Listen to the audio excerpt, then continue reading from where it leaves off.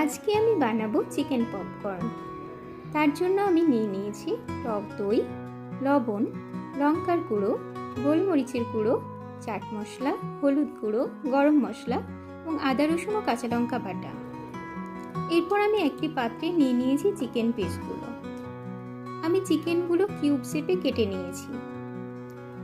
এরপর সমস্ত উপকরণ দিয়ে আমি ভালো মতো ম্যারিনেট করে নেব।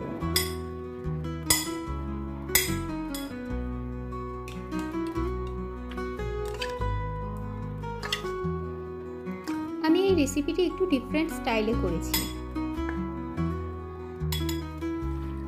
ম্যারিনেট করার পর আমি 15 মিনিটের জন্য রেখে দিলাম। এবার একটি পাত্রে আমি নিয়েছি ময়দা।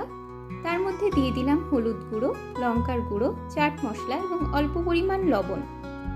ভালো মতো আমি ইনগ্রিডিয়েন্টসগুলো অ্যাড করে নিলাম।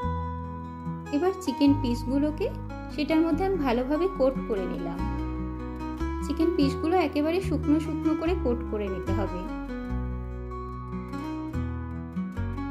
এবার একটি কড়াইয়ে আমি সাদা তেল নিয়ে নিলাম এবং তেল গরম হয়ে এলে আমি চিকেনের পিসগুলো দিয়ে দিলাম।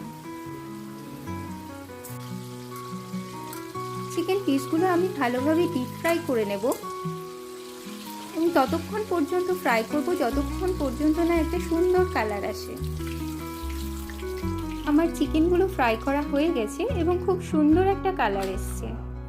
আমার চিকেন পপকর্ন একেবারে তৈরি। এবার আমি সামান্য একটু চাট মশলা দিয়ে এটাকে ভালো মতো মাখিয়ে নেব। আমার এই রেসিপিটি আপনাদের ভালো লেগে থাকলে আমার চ্যানেলটিকে সাবস্ক্রাইব করে দেবেন এবং শেয়ার করে দেবেন। Thank you.